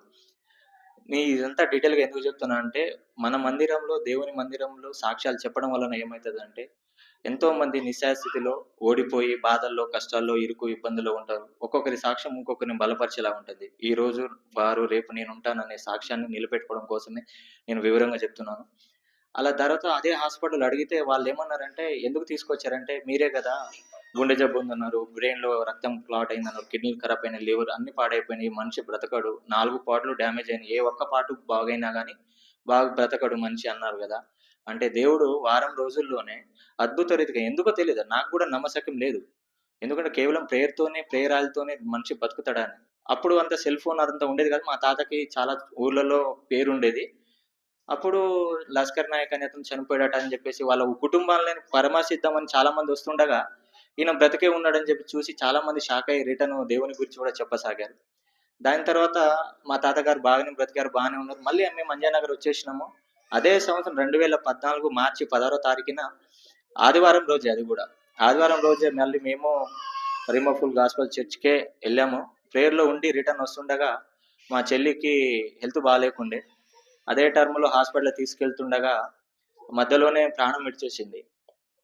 చాలా బాధ అనిపించింది. నాకు అర్థం కాలేదు. నా నా నా లైఫ్‌లో ఫస్ట్ టైం నేను ఎవరు పుట్టంగా చూడలేదు. ఎవరు చావంగా కూడా చూడలేదు. మొదటిసారి నా బైక్ మీద నేను తీసుకెళ్తుండగా వెనకాల మా అమ్మ ఉన్నది. కొండాపూర్ సిగ్నల్ క్రాస్ చేస్తుండగానే ప్రాణం వదిలేయడం చూసి నాకు అర్థం కాలేదు. రిటర్న్ ఇంటికి తీసుకొచ్చాము, పెట్టాము. దాని తర్వాత అయ్యగారికి చెప్పాము. పాస్టర్ వచ్చారు. రాంబాబు పాస్టర్ గారు వచ్చారు. పెద్ద అయ్యగారు కూడా వచ్చారు. ఫస్ట్ దానికంటే ముందు మన యూత్ అందరూ ఇక్కడికొచ్చి అక్కడ ఏమేం కావాలో అందరికి అన్ని చూశారు. చూసిన తర్వాత అంబులెన్స్ బుక్ చేశారు, బాక్స్ బుక్ చేశారు, అన్నీ అయిపోయినాయి. ఊరికి తీసుకెళ్తుండగా కూడా నాకు ఏడుపు వస్తలేదు, బాధ అనిపిస్తలేదు. ఎందుకంటే నా కళ్ళ ముందే నా చెల్లి ఉంది కదా, చనిపోయేదని అంటారు ఏందన్నట్టు వెళ్ళాను. అక్కడ ఏదో మా చెల్లి పెళ్లి చేస్తున్నంత ఇదిగా నేను ఏర్పాట్లన్నీ ట్రై చేస్తున్నాను అక్కడ. చివరిగా ప్రేయర్ చేసి సమాధి కార్యక్రమం ముగించి మట్టేస్తుండగా అప్పుడు మొదలైన నా కన్నీళ్ళు. ఏ ఆడపిల్లని చూసినా గానీ, ఎవరన్నా అని పిలిచినా గానీ నాకు మళ్ళీ ఆ జ్ఞాపకాలే గుర్తొస్తాయి. అలా పెళ్ళైన ఆనందం కంటే దాని తర్వాత ఒకటి బాధ. తాతకి, డ్యాడీకి, మా చెల్లికి, నాకు కూడా కాలు యాక్సిడెంట్ అయింది. నాకు కూడా కాలు యాక్సిడెంట్ అయితే నేను డ్రైవింగ్ ఫీల్డ్‌లో ఉన్నప్పుడు డ్రైవింగ్ ఫీల్డ్‌లో ముఖ్యంగా కావాల్సింది స్కిల్స్ ఏంటంటే స్కిల్స్ అనేది పక్కన పెట్టిన ఫిజికల్‌గా కాళ్ళు, చేతులు బాగుండాల. నా కుడి కాలే యాక్సిడెంట్ అయింది. యాక్సిడెంట్ అయ్యి నరాలు కట్ అయినాయి. సో, డాక్టర్లు ఏమన్నారంటే, "నువ్వు 3 నెలల వరకు" కాకతీయ హాస్పిటల్ ఉండే అంజనగర్‌లో. 3 నెలల వరకు నువ్వు కాలు కింద పెట్టడానికి ఛాన్స్ లేదన్నారు. పాస్టర్ గారు, రాంబాబు పాస్టర్ గారు, పెద్దయ్య గారు కూడా వచ్చి ప్రేయర్ చేశారు. నేను 21 రోజుల్లోనే మళ్ళీ నా డ్యూటీకి నేను వెళ్ళేంత గొప్ప అద్భుత రీతిగా నన్ను రికవరీ చేశాడు దేవుడు. ఇలా ఒకదాని తర్వాత ఒకటి అవుతుండగా మెయిన్ ఏందంటే మా అమ్మకి మా చెల్లి అంటే చాలా ఇష్టం. ఇంట్లో చెల్లి చనిపోయేసరికి మా అమ్మ మొత్తం బీపీ లో అయిపోయి వారానికి ఒకసారి గ్లూకోజ్ ఎక్కియడం, హాస్పిటల్‌కి తీసుకెళ్ళడం అవన్నీ జరుగుతుండే. ఇంట్లో చిన్న పిల్లలుంటే అవన్నీ మర్చిపోతారు కదా అని చెప్పేసి మేము అనుకున్నాము. ఇక మనం అందరం ఎలా ఉంటామో అలాగే ఉన్నాము. కానీ మాకు గర్భఫలం అనేది అసలే లేదు. 2014 చూస్తుండగా అలాగైపోయింది. 15 అలాగైపోయింది. 2016 31న అంజనగర్ చర్చిలో అప్పుడు 31st నైట్ వాగ్దానం తీయగా ఆ రోజు వాగ్దానం నాకేమొచ్చిందంటే, నిన్ను గొప్ప జనముగా చేస్తున్నాను, నిన్ను ఆశీర్వదించును అనే వాగ్దానం వచ్చింది. నాకప్పుడు ఒక రకంగా చెప్పాలంటే గిల్టీ ఫీలింగ్ అనిపించింది. ఇక్కడ సంతానమే లేదంటే నన్ను ఒక గొప్ప జనముగా చేస్తా అన్నాడు. అనుకున్నా, అమ్మో! నేను దేవుడిని నమ్ముకున్నాను. మళ్ళీ అట్లా అనొద్దని మళ్ళీ నన్ను నేనే తిట్టుకున్నాను. కానీ దేవుడు 2016లో ఇచ్చిన వాగ్దానాన్ని నాకు 2025లో తీర్చాడు. ఎంత గొప్ప సాక్ష్యం అంటే చాలా హాస్పిటల్‌లో తిరిగాం. అదే ఖమ్మంలో తిరిగాము, ఇక్కడ తిరిగాము, చాలా చోట్ల నాకు తెలియని చోట చాలా చోట్ల తిరిగాము. తిరిగి ఏమంటారంటే నైటు మన పండన్న చెప్పినట్టు గూడా కొన్ని చోట్ల నాలో ప్రాబ్లమ్ ఉంటారు. కొన్ని చోట్ల మా వైఫ్‌లో ప్రాబ్లమ్ ఉంటారు. తర్వాత మీకసలు వాళ్ళు ఒక ఇద్దరు ముగ్గురు హాస్పిటల్‌లో చెప్పిందేంటంటే, ఆమె గర్భసంచి క్లోజ్ ఉంది. పిల్లలు పుట్టే ఛాన్సే లేదని అన్నారు. కానీ నేను మా అమ్మ నాన్నకి చెప్పలేదు. ఎందుకంటే ఒక్కడినే కొడుకుని ప్రేమించి పెళ్లి చేసుకున్నట్టు చేసుకున్నాము. ఇష్టం లేని పెళ్లిగానే చేసుకున్నాము. అమ్మ నాన్నకి చెప్తే వాళ్ళు ఇంకా వేరేలా అంటారు. గర్భసంచి లేని ఆమెని చేసుకున్నావు అది ఇది అంటారు కదా అని చెప్పలేదు. ఇగ నేనేమన్నానంటే, అమ్మ నాలోనే ప్రాబ్లమ్ ఉందట అని కూడా మా అమ్మ నాన్నకి చెప్పుకున్నాను. అందరు కొడుకులు చెప్పుకుంటారో లేదో నాకు తెలియదు. నేను చెప్పుకున్నాను. ఎందుకంటే నేను చాలా మందికి అన్నాను నేను. ఏమన్నానంటే, నేను నాకు భార్య కావాలని పెళ్లి చేసుకున్నాను గానీ, పిల్లలు కావాలని పెళ్లి చేసుకోలేదు. పిల్లలు ఇవ్వాలా వద్దా అనేది దేవుని చిత్తము. అదే పిల్లలు కావాలంటే దత్తత తీసుకోవచ్చు. నాకు భార్య కావాలి, నాకు తోడు కావాలని చెప్పేసి నేను చేసుకున్నాను అనుకున్నాను. నన్ను నేను బలపరుచుకున్నాను. అలా పోతుండగా చాలా హిస్టోకోపీ అనేది ఒక సర్జరీ ఉంటదని తర్వాత తెలిసింది. నాకు తెలిసిన ఒక డాక్టర్ చెప్పారు. గర్భసంచి క్లోజ్ ఉంది కదా! ట్యూబ్ క్లోజ్ ఉంది. అది ఓపెన్ చేస్తే అయితదని చెప్పేసి మెడిసిన్స్ రాసి, మీకు నెక్స్ట్ మంత్‌లో అది సర్జరీ చేద్దామన్నారు. నెక్స్ట్ మంత్‌లో గర్భసంచి tube left side tube, right side tube వచ్చేసి ఇలా చిన్న ఎగ్స్ ఉన్నాయి. అవి సరిపోవు మీకు. లెఫ్ట్ సైడ్ ట్యూబ్‌లో బాగున్నాయి. బట్ క్లోజ్ ఉంది. ఆ ఎగ్స్ బయటకు రావాలంటే హిస్టోకోపీ సర్జరీ చేయాలని చెప్పారు. సరే అని చెప్పేసి దానికి కావాల్సిన ఏర్పాట్లు నేను రెడీ చేసుకున్నాను. నెక్స్ట్ మంత్‌లో చేద్దామన్నారు. మెడిసిన్స్ ఇచ్చారు. అద్భుత రీతిగా దేవుడు ఏం చేసిండంటే, నేను డ్యూటీలో ఉన్నాను. నేను డ్యూటీలో ఉండగా మా వైఫ్ చెక్ చేసిందట ఎందుకో. తనకు వాళ్ళకి తెలుస్తది కదా! ఇప్పుడు ఏంటన్నది. సో, తను చెక్ చేస్తుండగా 2 లైన్స్ వచ్చినాయట. నమ్మలే. ఇంకోటి తీసుకుంది. మళ్ళీ నమ్మలే. నేను గూడా ఏందంటే నేను నమ్మలే. ఎందుకంటే అలాంటివి చాలా అయిపోయినాయి మా దగ్గర. చాలా అయిపోయినాయి. చెప్పలేనివి ఉన్నాయి. తర్వాత అయిపోయిన తర్వాత గూడా ఫిబ్రవరి 14థ్‌న ఇదే ఇయరు ఎందుకో మళ్ళీ చేద్దామని మళ్ళీ చేశాం. మళ్ళీ 2 లైన్స్ వచ్చినాయి. మనకింకా 1 మంత్ టైమ్ ఉంది గదా! ఇప్పుడు రాదులే ఇది ఫేక్ అయి ఉంటది. అన్ని మళ్ళీ ఇంకోటి ఫిబ్రవరి 21 కూడా చేశాం. తర్వాత ఫిబ్రవరి 25లో మేమెళ్లి హిస్టోకోపీ సర్జరీకి వెళ్దామని చెప్పేసి ఫస్ట్ డాక్టర్ కన్సల్ట్ అయితే కొన్ని బ్లడ్ టెస్ట్ రాసిరు వాళ్ళు. అయితే ఎందుకైనా మీకు చెప్పాలా వద్దా అని చెప్పేసి, మేడం మీకు తెలియకుండా మేము ఇంట్లో ఇట్లా ట్రై చేశాము. వాళ్ళేమన్నారంటే ఇంకో మాట చెప్పొచ్చో లేదో నాకు తెలియదు. బట్ హిస్టోకోపీ సర్జరీ అయ్యేంత వరకు మీరు భార్యాభర్తలు దూరం ఉండాలని చెప్పిరు. మరి మేము అనుకోకుండా ఇక భార్యాభర్తల మధ్యలో ఎప్పుడు దేవుడు ప్రేమను కురిపిస్తాడో, ఎప్పుడు ఎలా చేస్తాడో మాకు తెలియదు కాబట్టి మేమిద్దరం అయితే మొదటి నుంచి ఎట్లా ఉన్నామో అప్పుడు కూడా అలాగే ఉన్నాము. దాని తర్వాత ఇట్లా అవి టెస్ట్ చేసిన ఈ 2, 3 మొత్తం ఆ మేడంకి చూపిస్తే ఇది ఆల్రెడీ కన్ఫర్మ్ అయింది చెప్పరేంటి అని చెప్పేసి ఆమె చెప్పేసరికి మాకు టీయర్స్ తప్ప ఇంకేం రాలేదు అక్కడ ఆ టైంలో. దాని తర్వాత ఆ టెస్ట్‌లన్నీ హిస్టోస్కోపీకి కావాల్సిన, సర్జరీకి కావాల్సిన బ్లడ్ టెస్ట్‌లన్నీ పక్కన పెట్టేసి ప్రెగ్నెన్సీ టెస్ట్‌కి కావాల్సిన బ్లడ్ టెస్ట్‌లు అన్నీ చేపిస్తే కన్ఫర్మ్ అని వచ్చింది. కన్ఫర్మ్ అని వచ్చిన తర్వాత మొట్టమొదటిగా నేను మా డ్యాడీకి కాల్ చేశాను. ఎందుకంటే మా డ్యాడీ మా కోసం, మా నాన్న, మా అమ్మ ఎంత ప్రేయర్ చేశారో, ఎంత ఇది చేశారో, ఎంత బాధపడ్డారో, నా కోసం చాలా కోల్పోయారు మా అమ్మ, నాన్న. నిజంగా ఈ భూమి మీద మనకి దేవుని తర్వాత ఎవరైనా ఉన్నారా అంటే అది తల్లిదండ్రులే. ఎప్పటికైనా గుర్తుపెట్టుకోవాలి. మనతో పాటు మన తల్లిదండ్రులు ఉండేది మహా అంటే 20, 25 సంవత్సరాలు, 30 సంవత్సరాల వరకు ఉంటారు. తర్వాత పిల్లలు కూడా అలాగే ఉంటారు. కానీ ఎప్పటికీ మన జీవితాంతం ఉండేది భార్యాభర్తలేమే. కానీ ఉన్నన్ని రోజులైనా తల్లిదండ్రులను చూసుకోవాలి. ఎందుకంటే మన తప్పుల్ని, మన ఒప్పుల్ని ప్రతి ఒక్కరు ప్రశ్నిస్తారు. మన పాపాలని, తప్పుల్ని, మిస్టేక్‌ని ప్రతి ఒక్కరు ఫైండ్ ఔట్ చేసి ఏదేదో ఎగతాళిగా చెప్తారు. కానీ ఎప్పటికీ నీ తప్పుల్ని దాచిపెట్టి సరి చేసుకుంటూ ముందుకు తీసుకెళ్ళే వాళ్ళే తల్లిదండ్రులు ఉంటారని నాకు మా అమ్మ, నాన్న ద్వారా తెలిసింది. దానికంటే ముందు మాకు ఫ్లాట్ ఉండేదని చెప్పాను కదా! కోవిడ్ బిఫోరు నమ్మి చాలా మందికి, బాబాయ్ వాళ్ళకి, రిలేటివ్‌లో చాలా మందికి నమ్మి మధ్యలో ఉండి ఫైనాన్స్ ఇప్పించి వాళ్ళు వెళ్ళిపోయేసరికి మేము ఆ ఫ్లాట్ అమ్మేసి, కట్టేసి అక్కడి నుంచి కాల్ చేసి వేరే ఊరికెళ్ళిపోయినాం. కారు ఉండేది. మేమిద్దరం భార్యాభర్తలు ఎక్కడికెళ్ళినా పెళ్ళికి, ఫంక్షన్‌లకెళ్తే ఏమనేటోళ్ళంటే, పెళ్ళికి, ఫంక్షన్‌కెళ్ళేది ఎందుకెళ్తాం? సరదాగా, సంతోషంగా మన వాళ్ళతో గడపనీకెళ్తాం. మా సంతోషాన్ని కూడా జీర్ణించుకోలేని పాలోళ్ళు, పక్కింటోళ్ళు, వాళ్ళు వీళ్ళు ఏందంటే, వాళ్ళు చూడు ఎలా చేస్తున్నారో, పిల్లలు లేరు, ఏం లేరని ఎగతాళి చేస్తుంటే, గత 5 సంవత్సరాలుగా ఎక్కడికెళ్ళడం కూడా మనసు చాలా మందికి దూరం అయిపోయాను. నా కాంటాక్ట్‌లో దగ్గర దగ్గర 3000 కాంటాక్ట్స్ ఉంటాయి. అందరికి దూరం అయిపోయాను. అందరికి దూరమై మెల్లమెల్లగా 1000 కాంటాక్ట్‌ల పైన డిలీట్ చేసుకొని చాలా మందికి దూరం అయిపోయాను. వాళ్ళని దూరం పెట్టేంత స్థాయి, స్తోమత నాకు లేదు కాబట్టికి అటువంటి వారితోనే దూరంగా ఉండడం మంచిదని చెప్పి నేను చాలా మందికి దూరంగా అయిపోయాను. నా భార్యకేందంటే వాళ్ళ అమ్మ, నాన్నకి 4 కూతుర్లు, ఈమె లాస్ట్ ఆమె. వాళ్ళకి కూడా పెద్దగా ఏం లేదు. నేను ఒక్కడినే కొడుకుని. ఇంకోటేందంటే పుట్టినప్పటి నుంచి ఆమెను సరిగ్గా పట్టించుకునేటోళ్ళు కాదు. స్టిల్ ఇప్పటికి కూడా వాళ్ళ అమ్మ, నాన్న నుంచి ఎటువంటి ప్రేమ కూడా తను పొందలేకపోతుంది. ఎందుకంటే ఇప్పుడు మా అమ్మ, నాన్న ప్రేమ నేను పొందాను కాబట్టి చెప్పగలుగుతున్నాను.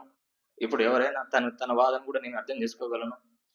ఇక ఎవరికైనా ఉంటది కదా! అమ్మ, నాన్న వచ్చి చూస్తే, నా భార్య గర్భంతో ఉన్నప్పుడు కూడా ఒక సైడ్ నేను డ్యూటీ చేసుకుంటూ, ఇంట్లో అన్ని పనులు నేనే చేసుకుంటూ, మా అమ్మ, నాన్న ఊర్లో ఉన్నారు. వ్యవసాయం పనులు కాబట్టి వాళ్ళు రాలేరు. నా భార్యకి కావాల్సినవన్నీ నేను చూసుకుంటూ ఉంటే తనను నేను చూసి ఒకరికొకరు ఇట్లా బాధపడుకుంటూ, ఏడ్చుకుంటూ దేవునికే స్తోత్రాలు చెప్పుకుంటున్నాం. కానీ దేవుడు యెహోవా గర్భఫలం ఇస్తాడని మనకు తెలుసు కాబట్టికి ఆ బహుమానాన్ని భద్రంగా దాచుకోవాలని చెప్పేసి దానికోసం నేను చాలా చేశాను. నేను ఇదివరకంటే ముందు డ్రైవింగ్ ఫీల్డ్ అని చెప్పాను కదా! దాని తర్వాత నైట్ నేను రాంబాబు పాస్టర్ గారి వాక్యం వింటుండగా మధ్యలో పాస్టర్ గారి యొక్క చదువు గురించి కూడా చెప్పారు 10th అని. ఆ విషయానికొస్తే నేను కూడా లేబర్ పని చేసుకుంటూ డే స్కూల్‌కెళ్ళి నైట్ లేబర్ పని చేసేది నేను. ఎక్కడ మన అంజయ్యనగర్‌లోని విద్యా టాలెంట్ స్కూల్‌లో చదువుకునేది. స్కూల్‌కెళ్ళి నైట్ లేబర్ పనికెళ్ళి దాని తర్వాత లేబర్ ఫీల్డ్ నుంచి డ్రైవింగ్ ఫీల్డ్‌కెళ్ళిపోయాను. డ్రైవింగ్ ఫీల్డ్‌కి వెళ్ళిపోయిన తర్వాత నాకేం రాదు.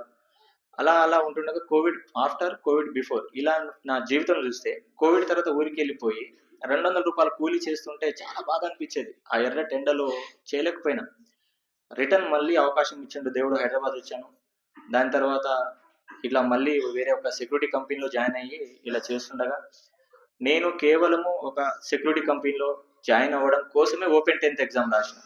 చదువుకోవాలని కాదు. ఓపెన్ 10th ఎగ్జామ్ రాసి పాస్ అయ్యి ఆ సెక్యూరిటీ ఫీల్డ్‌లో జాయిన్ అయినా. కొంచెం డిసిప్లిన్, పద్ధతిగా ఉంటూ, ఎందుకంటే మరి ముఖ్యంగా దేవుని నమ్ముకున్న బిడ్డలు అందరూ డిసిప్లిన్ మాత్రం 100% పాటిస్తారు. అది నాకు తెలుసు వ్యక్తిగతంగా ఎక్కడున్నా గానీ. ఆ డిసిప్లిన్ ఏం చేస్తదంటే మనల్ని మనం తగ్గించుకున్నప్పుడు హెచ్చించేంత స్థాయికి దేవుడు మనల్ని తీసుకెళ్తాడు. అలా ఉంటుండగా నాకు అఫీషియల్లీ, అన్‌అఫీషియల్ చెప్పొచ్చలేదు కానీ దేవుడు నా జీవితంలో చేసిన గొప్ప సాక్ష్యం కాబట్టి చెప్తున్నాను. అగ్రదేశాల్లో పెద్ద దేశమైనటువంటి అమెరికా దేశం ఉన్నటువంటి మన కౌన్సిలేట్ ఉంది కదా! అందులో ఒక ఉన్నతమైన స్థానంలో నాకు జాబ్ ఇచ్చాడు దేవుడు. నాకు ఇంగ్లీష్ రాదు. నేను కేవలం 10th పాస్ అయ్యాను. ఇంగ్లీష్ రాదు. బట్ నేను ఫేస్ చేయగలనా లేదా అనుకున్నాను. బట్ యూట్యూబ్‌లో చాలా రిఫరెన్స్ చూసాను కానీ నాకు అర్థమైతలేదు. ఎందుకంటే మనం చదువుకోలేదు కాబట్టి అర్థం కాలేదు. బట్ ఆ రోజు వెళ్ళాను, ప్రేయర్ చేసుకున్నాను.